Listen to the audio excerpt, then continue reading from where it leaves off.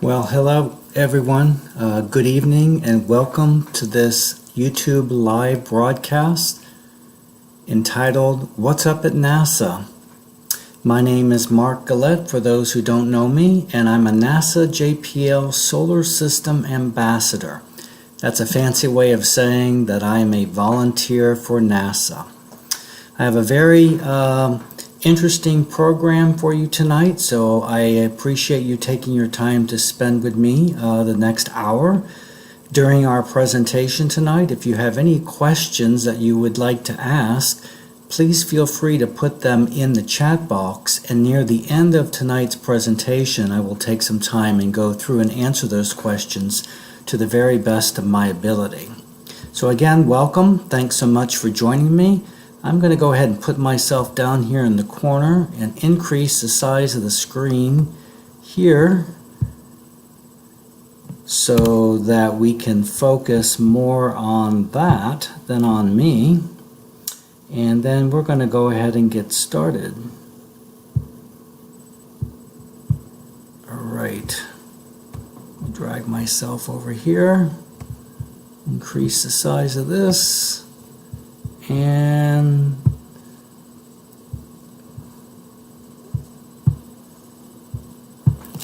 all right,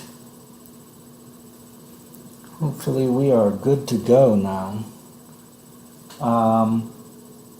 If there are any problems with the audio, please make sure that you just put a note in the chat box, and I will try to keep tabs on that to see if there are any problems with you hearing me. Alright, so let's go ahead and get started. Again, tonight's presentation is entitled, What's Up at NASA? And so what I'd like to do over the next 55 minutes or so is to give you a brief overview of some of the present and future missions that NASA is currently working on. The Solar System Ambassador Program is a joint venture between NASA and JPL. The Jet Propulsion Laboratory is based out of Pasadena, California. You can learn more about the Solar System Ambassador Program by going to NASA's website and putting in Solar System Ambassadors. While here on my website or on my YouTube channel, if you have not subscribed before, please consider doing so. I would highly appreciate it. Thank you so much.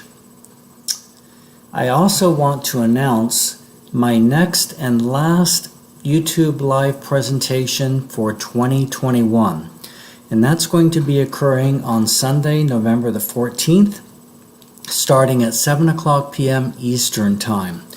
The title is NASA's James Webb Space Telescope, and I will be speaking a little bit about the James Webb a little bit later in tonight's presentation.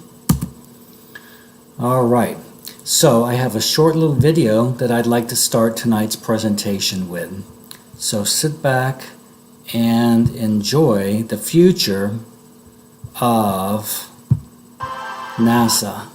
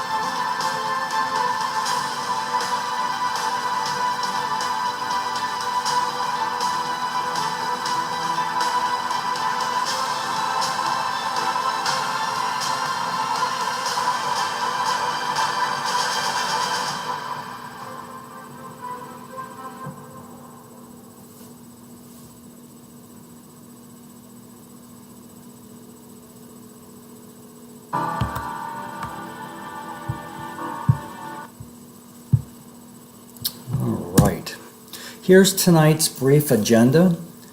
I want to speak about several different missions that NASA is currently working on, including the International Space Station, the ISS.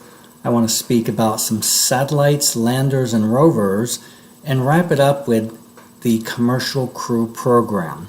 And then we will move on to the second part of the presentation about the future.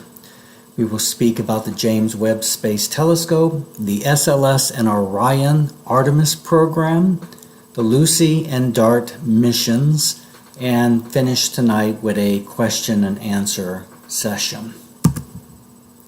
All right, so here is a very interesting slide, and the very first time that I saw this, I was quite overwhelmed and quite amazed at all of the different current and planned missions that NASA is a part of.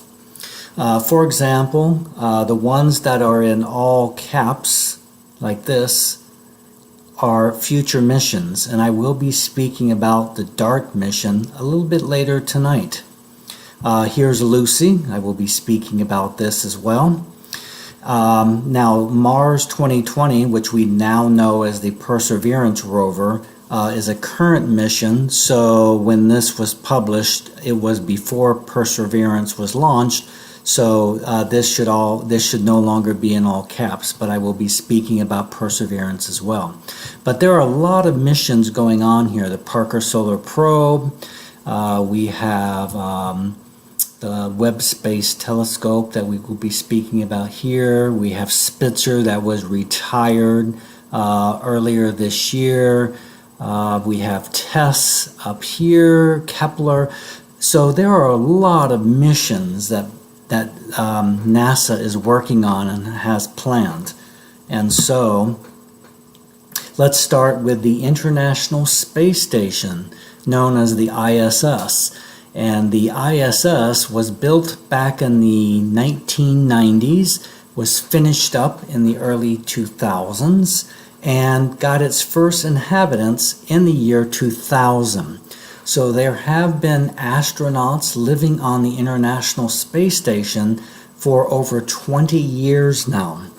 The International Space Station orbits the Earth roughly about 250 miles above us. It's traveling at 17,500 miles per hour, and it's roughly the size of an American football stadium. And you can see a picture here on the left-hand side. These are solar panels that power the instruments and the facilities that they need in order to do their research and to live in space. Every ISS mission has a patch that is specific for that particular missions, and missions generally last around 6 months. So this is the current Expedition 65 with the current mission that you see on the right hand side of your screen. And these are the men and women, I should say there's only one woman at the moment, that are orbiting planet Earth, again going around 17,500 miles per hour above us. It takes roughly about 90 minutes for them to completely orbit the Earth. Okay? And I would like to let you know that if you don't already know this, there is a way for you to go out, regardless of where you are, and see the International Space Station when it comes over the location that you happen to be at. And so all you need to do, if interested, is to go to this website right here, spotthestation.nasa.gov, and sign up for alerts. And generally what will happen is roughly about 12 to 18 hours before the ISS is visible in the area that you are at, you will receive an email that's roughly equivalent to what you see on the right hand side of your screen. It will tell you the date and the time that it becomes visible. It will tell you how long you can see it in the sky. And then here, for the rest of this, you need to know where north, east, south, and west are. And you also need to know your degrees from 0 up to 90. And if you can figure all of that out, it tells you all of the information that you need to know as to exactly what time to start looking, what direction to start looking, where it's going to go, and where it's going to disappear. So it's really neat. If you've never done this, I highly recommend it. Spot the station.nasa.gov and sign up for the free alerts. On the left-hand side of your screen, you can see what appears to be just a very boring white little dot. But that little boring white little dot is the International Space Station that I took a picture of with my simple cell phone. Okay, now when you see the little white dot, it's going to be a little white dot. You're not going to see the International Space Station go above your home or wherever you are looking like this. It's simply too small and too far away. But it will look like this right here, which to me is still pretty cool, because when you consider that there are 6, 9 or more astronauts that are living on that little white dot and doing research, I think that's pretty cool. All right, satellites. So NASA has a number of satellites that are currently in operation, and I always like to mention Voyager 1 and Voyager 2. Those were both launched back in the late 1970s, and they are currently in what's called interstellar space. They are really, really, really far away from planet Earth. Voyager 1 is about 14 billion miles from Earth, while Voyager 2 is roughly about 12 billion miles from Earth. They both started with 10 instruments, including cameras, for example, but as they are running out of a source of energy, the scientists have had to reduce or shut off a number of those instruments in order to keep it moving along. And so currently Voyager 1 only has 4 of the original 10 instruments that are working, and Voyager 2 has half, 50%, or 5 out of the 10.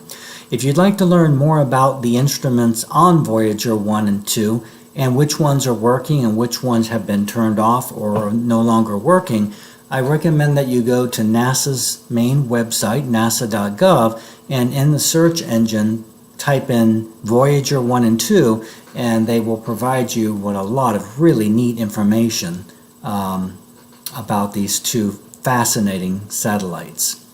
On the right-hand side of your screen, you see the famous Hubble Space Telescope, launched in 1990 from one of the space shuttles. It is roughly about 350 miles above the Earth, orbiting at about 17,500 miles per hour. The Hubble Space Telescope is roughly about the size of a school bus. Many of the really neat pictures that you've seen of space more than likely have come from the Hubble Space Telescope, including this particular picture here, which is probably the most famous and well-known picture that Hubble has ever taken in its over 30-year history of work.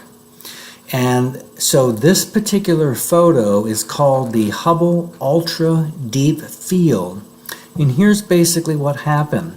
NASA decided that it would pick what they felt was a unobscured, boring area of the sky, and they would set the camera on that section of the sky and take a whole bunch of photos. If you're taking pictures of deep sky objects, like most of what you see in here are all galaxies, you have to take a whole bunch of pictures. You can't just take one. And so they took a whole bunch of pictures, and then they took software and they merged, or what's called stacked them together to bring out the light. And what they found astonished them. In this very boring section of the sky, they found approximately 10,000 galaxies, not stars, like this is a star here. Each of the items that you see on here, that's a star there too, but most of all the other things that you see here are galaxies, and galaxies are made up of hundreds of thousands and millions of stars in one galaxy in and of itself. So what did scientists learn? They learned that there's a whole lot more out in the universe than we ever imagined that there could be. The Hubble Space Telescope. All right, landers and rovers. On the left-hand side of your screen, you see what's called the Mars InSight Lander. And it's called a lander because you can notice that there are no wheels on this lander that landed on Mars. So when it landed in one very specific location, and it will remain there throughout its entire duration. And it, for example, right here, this is an instrument that drills down into the soil to see what's happening below the surface. Scientists that study the planet Mars believe that it would be nearly impossible for any life to live on the surface of Mars because of the intense radiation that comes from the sun. Mars has a very, very thin atmosphere, roughly, I believe, about 1% of Earth's atmosphere. And with that level of radiation hitting anything that's living on the surface, it probably wouldn't last very long. So scientists believe that if there is something living on Mars, it's probably going to be below the surface. So that's the purpose of digging. On the right-hand side of your screen, you see the famous Mars Curiosity rover. That landed on Mars quite a number of years ago, August of 2012. It is a rover, so you can see the wheels here. It does move around. I recommend that if you'd like to learn more about the Curiosity rover, again, go to NASA's website, nasa.gov, type in Curiosity rover, and you can find out just a whole bunch of information about things like how far it has traveled, what type of research that it's conducted, and what's planned for the next year or more for Curiosity. All right. Now, NASA's newest Mars rover is called Perseverance. Perseverance launched from Cape Canaveral, Florida on July 17th, 2020. So just a little over a year ago. Now, it actually landed on Mars on February 18th, earlier this year. So Perseverance has been there on Mars for a number of months now, and just relatively recently, after doing extensive testing of the different systems, and you can see some of them here in this diagram, NASA has officially started the scientific research that Perseverance will carry out during its duration on the surface of Mars. Now, this is an image of the landing place where Perseverance landed on Mars, and I have a very short little video that I'd like to show you about the landing site. I would like to say that this video will be speaking about it occurring in the future, but this did land in February. Okay, so keep that in mind.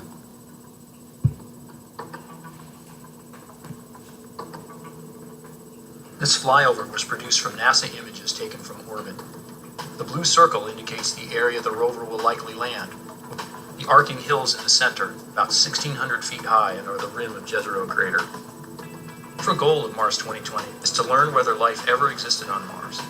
It's too cold and dry for life to exist on the Martian surface today. But after Jezero Crater formed billions of years ago, water filled it to form a deep lake, about the same size as Lake Tahoe. Eventually, as Mars' climate changed, Lake Jezero dried up, and surface water disappeared from the planet. An ancient lake is a fantastic place to pursue our goal of looking for possible Martian life. On Earth, lakes are filled with living creatures. Evidence of that life is often preserved in the mud and sand deposited on the bottom of the lake. So, we use the rover's instruments to explore the rocks of the ancient lake bed. Here we can see evidence of the former lake. The canyon cutting through the crater rim was carved by a river. As the water entered the lake, it slowed and dropped the sand and mud it was carrying to form the fan-shaped delta. The white line is a path the rover might follow in its first 2 years, called the prime mission. During this period, we use the rover science instruments to analyze the lake sediments. After we explore the delta, we hope to investigate the shoreline of the former lake. To get there, we have to traverse around a sea of modern sand dunes. From this perspective, you can see former shorelines curving around a headland. We can picture waves in Lake Jezero beating on a sandy beach. And finally, we will press on to the crater rim. Jezero Crater formed when a large object collided with Mars, excavating rocks from deep in the Martian crust, exposing them in the rim for us to study. These rocks would have been hot shortly after the impact, and may have hosted hot springs. Deposits from these springs would be another target in our search for possible ancient life on Mars.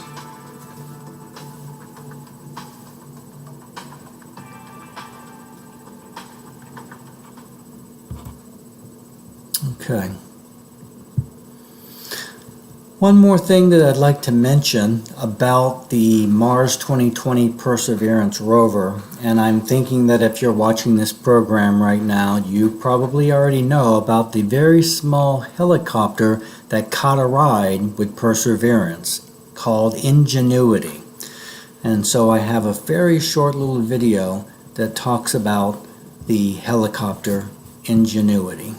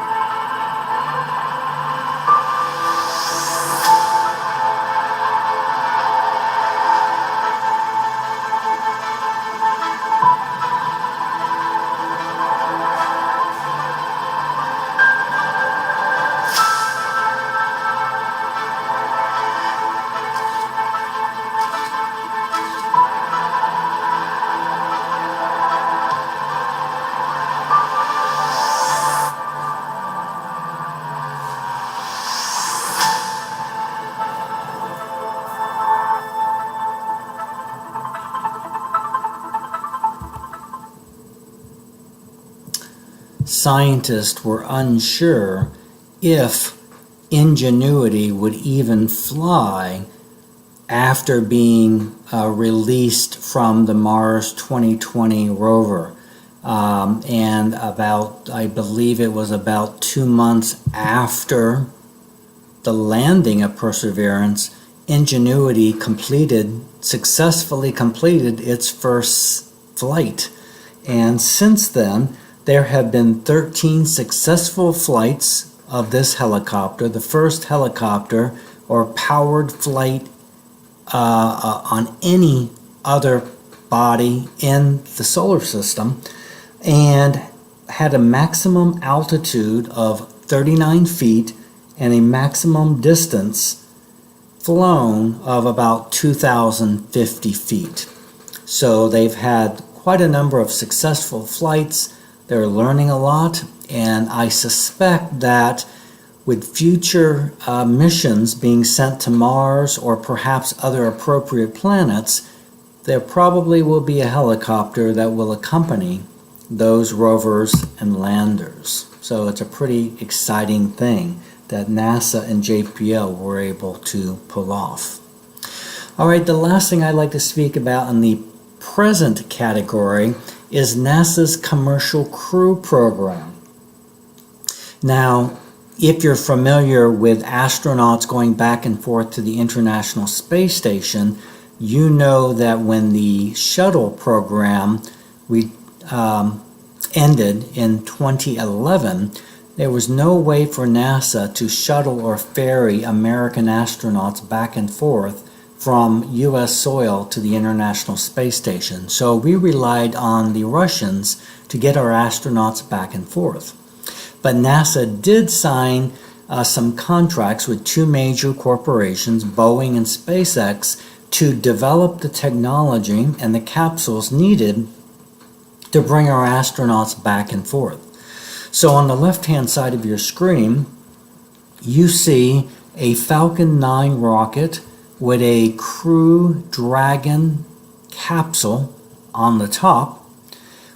And this is launching from Kennedy Space Center's Launch Complex 39A. All right. And so SpaceX, over the last couple years, has been very successful in testing and, in fact, bringing some U.S. astronauts back and forth. I will be speaking in just a couple minutes about an upcoming mission in about 2.5 weeks. Another SpaceX astronaut mission called Crew 3. Unfortunately, Boeing and United Launch Alliance, this is a United Launch Alliance rocket here.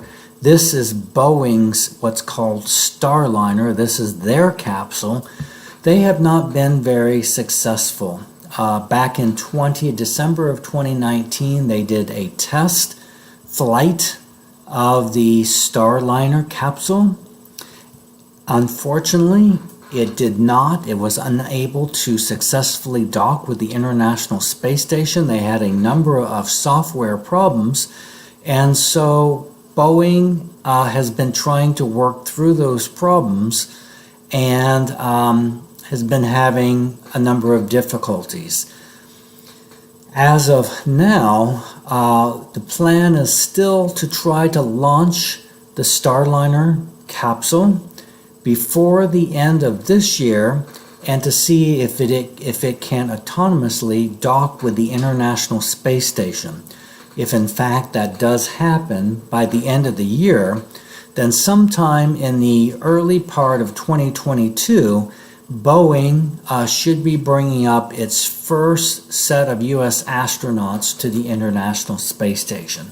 So we will need to keep a close eye on if they are able to work out the problems that they've been experiencing. All right, and I mentioned just a moment ago about Crew 3.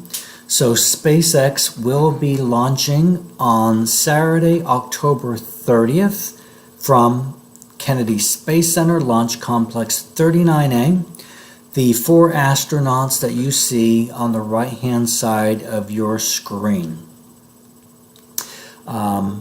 If you would like to keep up with launches that occur not only at the Kennedy Space Center, but in fact all over the world, I highly recommend the website that you see at the bottom of your screen, spaceflightnow.com.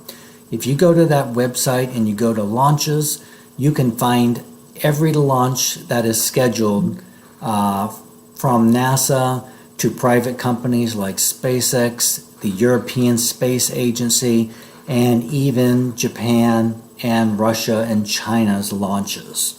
It's a great website, spaceflightnow.com. Okay, Saturday, October 30th. All right, so the first of several things I'd like to talk about that's coming up in the very near future will be the James Webb Space Telescope. And this is considered the replacement to the Hubble Space Telescope. This space telescope has been delayed, in fact, by many, many years at this point. And it is currently scheduled to launch from South America on a European Space Agency rocket on December 18th, 2021. It will take roughly about 1 month to travel to its permanent location, which is called the Lagrange 2 point, which is roughly about 1 million miles from Earth. One of the reasons that it needs to be so far away from Earth is because it needs to get away from any source that generates heat, and the Earth generates heat. This is an instrument that needs to operate in very cold conditions. It will be using infrared photography. And if you were watching the pre-show that I had before we started tonight's presentation, it was talking a little bit about what infrared photography is and what it can do. I have a short little video here about the James Webb Space Telescope that I would like to show you.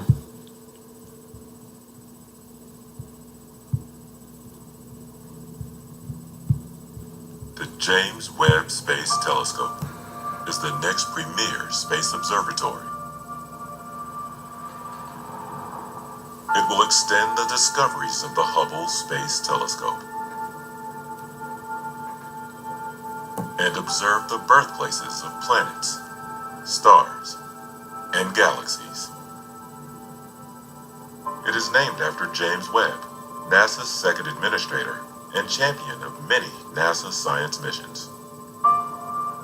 At 3 stories high and the size of a tennis court, this will be the largest telescope ever sent into space, and 100 times more powerful than Hubble.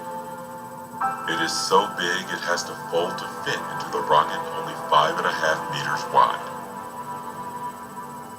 and unfold segment by segment once in space. Webb's mirrors are coated with a super thin layer of gold that is about 1,000 atoms thick to optimize their reflectivity in the infrared. Webb will launch from French Guiana. It is launched near the equator, taking advantage of Earth's greater rotation speed there to boost launch performance. Webb will orbit the Sun 1 million miles from Earth at the second Sun-Earth Lagrange point. The telescope will observe infrared light with unprecedented sensitivity. It will see the first galaxies born after the Big Bang over 13.5 billion years ago. Webb's infrared cameras are so sensitive, they must block light from the Sun, Earth, and Moon. The 5-layer sun shield is like having sunblock of SPF 1 million.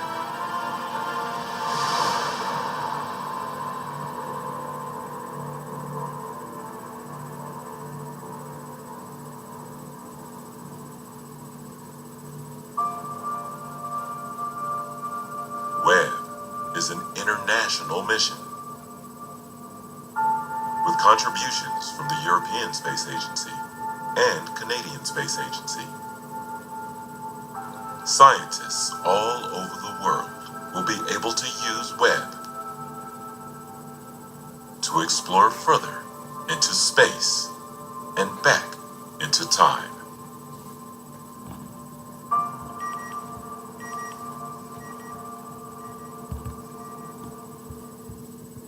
Okay, so that is a little information about NASA's James Webb Space Telescope.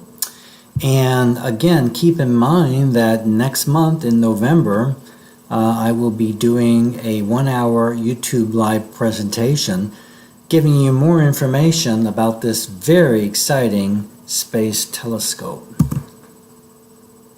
All right, the next thing that's coming up for NASA that's very exciting is the new Moon and Mars rocket called the Space Launch System, SLS. And on the left-hand side of your screen, you see the rocket, the SLS rocket, and you can't see the Orion capsule because it's covered up here in this photo, but the Orion capsule, where the astronauts will go, will be right up here in this portion of the rocket. On the right-hand side of the screen, you see the official Artemis program logo. Artemis, of course, is the twin sister of Apollo. The Space Launch System is a heavy-lift, deep space hardware rocket. Basically, what does that mean? That means it's a really, really big, very powerful rocket. It's evolvable, which means that it can be used both to take astronauts in these two versions or cargo into space. The Artemis 1 mission is still scheduled for late this year, or perhaps more likely early 2022. And I'm going to show you in just a moment what Artemis 1, the first launch of the Space Launch System, will actually look like in the next slide. The following launch, Artemis 2, is currently scheduled for 2022 or 2023. The Artemis 2 launch will include astronauts on board that will fly around the moon but will not land. Artemis 1 will have no astronauts on board. I'll show you a slide about Artemis 2 in just a moment. And Artemis 3 is scheduled for 2024. And this will be the first landing on the moon since we last left the moon in 1972. By the way, this same rocket, the Space Launch System, will be used to take us onto the planet Mars sometime in the 2030s. This is the capsule where astronauts will travel on that Space Launch System rocket. When they come back to Earth after their mission has ended, they will be traveling at roughly 24,500 miles per hour. Versus when the space shuttle would come back to Earth, they would be traveling at 17,500 miles per hour. And the Orion capsule can accommodate up to 5 astronauts. However, NASA has announced that it will take 4 astronauts on Artemis 2 and Artemis 3. Alright, so I have a short video here about SLS and Orion.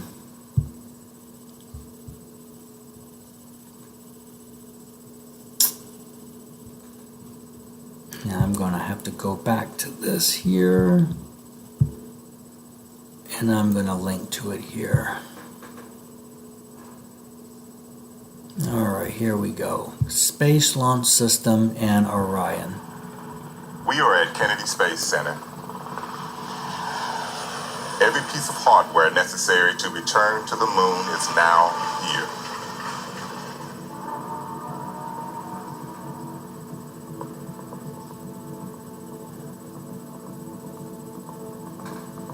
They are being assembled, stacked, fueled, and primed for flight. Next time these engines fire up, we'll be on the launch pad to send an uncrewed Orion spacecraft around the moon on a flight test for the Artemis 1 mission.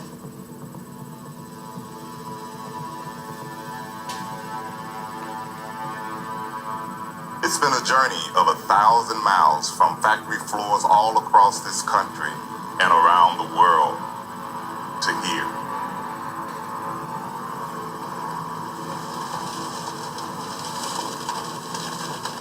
And now the stage has been set. We are seeing Artemis take her place.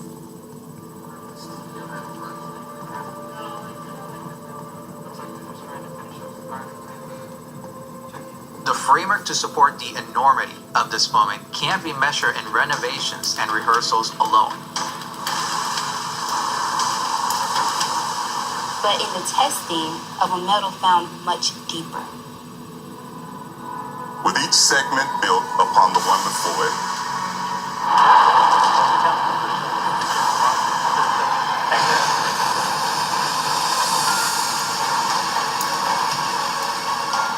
the volume of anticipation can be seen rising. For in addition to certifying what a host of testing has already previewed,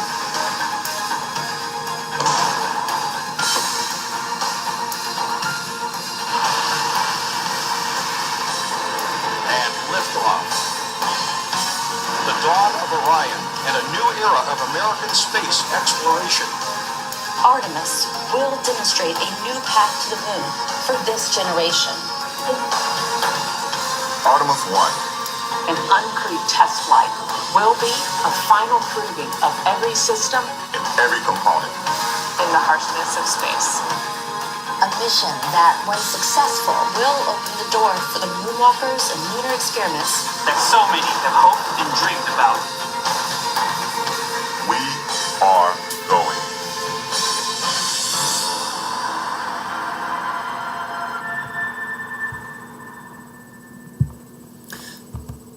Right, so what's really cool about this is that this is not something that's coming in 2 years, 5 years, or 10 years.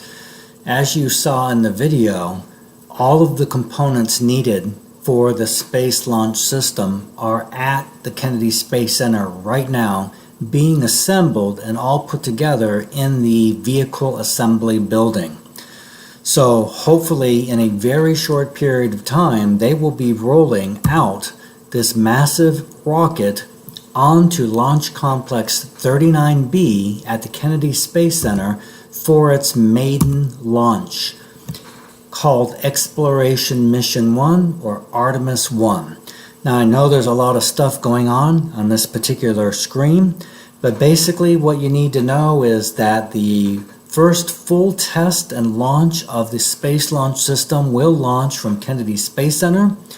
It will orbit the moon a few times and will return to Earth. Again, there will be no astronauts on board. This is going to be an opportunity to test out all of the systems to make sure that they work properly and that they work properly together. Provided that all goes well for Artemis 1, Artemis 2 will include astronauts on board launching from Kennedy Space Center in Central Florida. They will go around the moon one time and will return back to Earth for a onboard crew test of all of the systems that make up the Space Launch System and Orion capsule. NASA has not released the information regarding Artemis 3 as of yet, and again, that is currently scheduled for 2024, and that will be those 4 astronauts landing on the moon. So something to look forward to, not in the distant future. All right, so I want to talk about a very exciting mission that's coming up. In fact, it's being launched in only 6 days. It's called the Lucy mission. It's being launched on Saturday, October the 16th, so this coming up Saturday.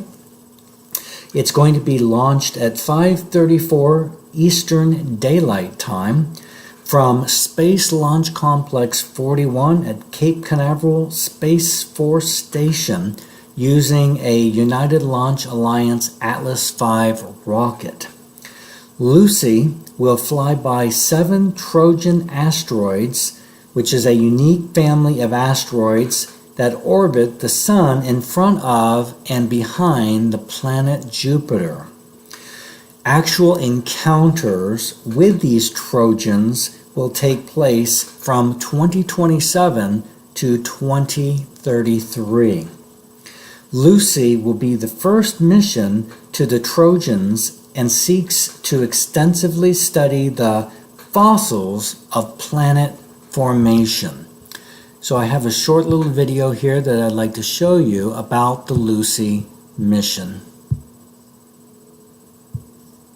The Lucy mission is going to fly past 7 asteroids in 12 years with 1 spacecraft. We are going to an amazing variety of objects with this mission. And it's really almost pure luck that allowed us to get as many rich targets as we are. Literally, the planets were aligning to allow us to do this mission. The Lucy mission is named after the Lucy fossil, the Australopithecus fossil that was discovered in the 1970s in Ethiopia. And just like the Lucy fossil transformed our understanding of hominid evolution, The Lucy mission will transform our understanding of solar system evolution. Trojan asteroids are an interesting population of small bodies that are left over from the formation of the planets. And they lead or follow Jupiter in its orbit by roughly 60 degrees. If you just look at the gravitational attraction of the Sun and Jupiter and put something exactly 60 degrees in front of Jupiter, it's stable forever. So as a result, these objects are really the leftovers of planet formation. The stuff that went into growing Jupiter and Saturn are now trapped in these locations. The very first asteroid we get to is a main belt asteroid named Donald Johanson. We named that asteroid in honor of the researcher who found the Lucy fossil. We're going to use that asteroid to do a rehearsal on our spacecraft to make sure everything is working properly so that when we get to the Trojan asteroids, we're ready to go. We're visiting both of the Trojan swarms. In the first orbit, we're going into the leading swarm, and we're going to encounter 4 Trojan targets. Your babies, Ptolemy, Lucas, and Oris. And from this, we're going to sample the diversity in sizes, in colors, in compositions. The first 2 flybys happen just about 30 days apart, so it's going to be a pretty busy kickoff to the season of exploring the asteroids in the L4 swarm. And then we'll fly past Earth again and out to the L5 swarm. The final object we're visiting, which I must admit is my favorite, is a binary object. So that's 2 Trojans that orbit a common center of mass. It's called Patroclus and Menecius. These objects are nearly identical in size that orbit one another. From the Lucy mission, we're going to study the diversity of our targets because that tells us something about their origin and where they came from. The interesting thing about small bodies in general is they are the leftovers of planet formation. If you look at the 8 planets that we know about, for example, they are highly processed because of internal processing. These asteroids are objects that really haven't changed much from when the planets assembled themselves. And as a result, by studying them, we can figure out the physical conditions of the early solar system as well as how the planets grew and how they moved around early on. All of that will help us form a detailed picture of what these objects really look like. Because right now, our best images are just a point of light. Even using the Hubble Space Telescope or adaptive optics on large ground-based telescopes, we can't see surface details. And it's going to take the Lucy mission to go to these targets and see what they're really made of and what they look like.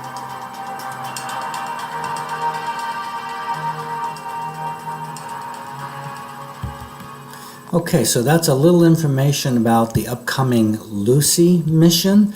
If you'd like to learn more, then I recommend that you go to, again, nasa.gov, type in Lucy, and you will find just a plethora of information. All right. So we are very quickly approaching the end of our time together. So I would like to remind you, for those that are currently watching live, if you have any questions, please feel free to type them in the chat box, and I will have a few minutes to address them in just a moment. The last upcoming big mission that I'd like to talk about is coming up next month. It's called DART, the Double Asteroid Redirection Test, scheduled for launch on Tuesday, November 23rd at 10:58 Pacific Standard Time. Now, this mission will be launched aboard a SpaceX Falcon 9 rocket from Space Launch Complex 4E at the Vandenberg Air Force Base in California. The mission operations is based out of the Johns Hopkins Applied Physics Lab, and DART is NASA's first flight demonstration for planetary defense. It seeks to test and validate a method to protect Earth in case of an asteroid threat. The mission aims to shift an asteroid's orbit by impacting the DART spacecraft into the smaller of a binary asteroid system to change its orbital speed.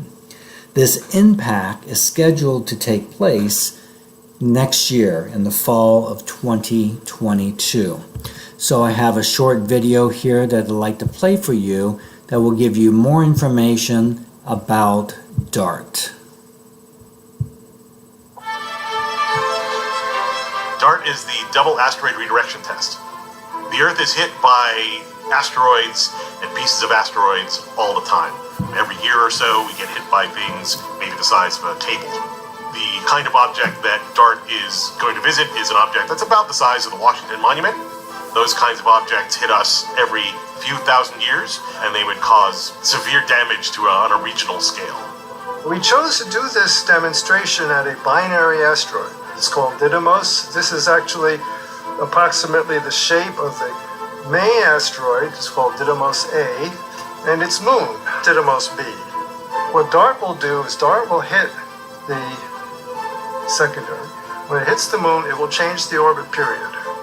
And when it changes the orbit period, it affects the timing of when the moon moves in front of or behind the primary. Mostly what we're looking to do is change the speed of the incoming object by maybe a centimeter per second or so. So that's not very fast, but if you do it enough seconds in advance, you can cause it to miss the Earth entirely. DART is a part of a larger collaboration called AIDA, which pulls in all the experts of the world who can help their governments predict and understand what it is that they can do and should do in the event that there was an incoming threat. The DART mission that APL is pulling together will be the first mission in that flight line. DART is the first mission to fly the NEXT-C ion engine. It is the first mission to demonstrate smart navigation, which means we're going to be guiding ourselves into the asteroid autonomously. At about 4 hours out from impact, SmartNav is kicked in, and what it does is it uses the imagery from the optical payload, basically the camera that's on DART, and from the imagery we are able to discern Didymos A from Didymos B. We have a targeting algorithm that differentiates the two, and we are aiming for Didymos B. The other part of this is the propulsion system that we're demonstrating. The NEXT-C propulsion system is utilizing a new generation of gridded ion propulsion technology, and it's what we're using to allow us to get to the asteroid, but also allow us a flyby of an object prior to our actual encounter. For this vehicle to be able to supply the power for the electric propulsion engine, we needed higher power output. ROSA allows us to be able to have a very compact and light mass for launch and then deploy these really large arrays once we're out there in space. Our planetary launch window opens on June 15, 2021, and will impact the asteroid in 2022. We're very excited to be NASA's first planetary defense mission. Okay, and that's a little information about DART, which again is scheduled to be launched from California next month, November 23rd. All right, so we are at the end of our time together. If you are new to my channel and you've not subscribed, I would appreciate your subscription. Thank you so much. I do want to again remind you that on Sunday, November the 14th at 7 p.m. Eastern Time, I will be doing my last YouTube live presentation for 2021, and it's going to be all about NASA's new James Webb Space Telescope, so I hope you can join me.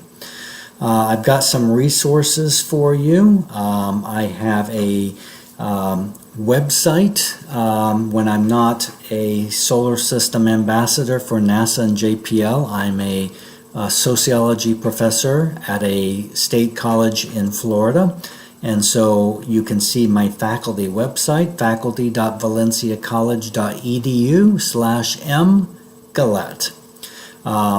If you have not seen and tried out NASA's Eyes on the web, I highly recommend that you do a Google search for NASA's Eyes.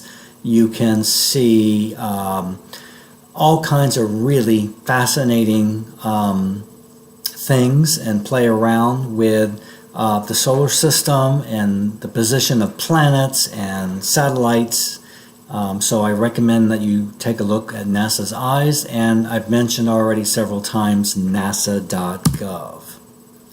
Okay, so I don't see any questions in the chat box. If I'm going to pause for just a moment. If anyone has any questions, I will be happy to answer them in our remaining 3 minutes together.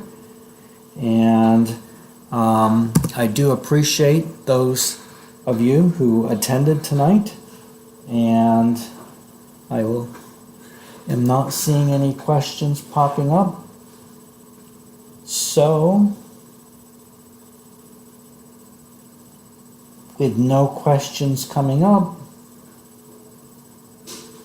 I am going to go ahead and end tonight's presentation. So thank you so much for coming and spending part of your evening with me, and I hope to see you back for next month's YouTube Live presentation.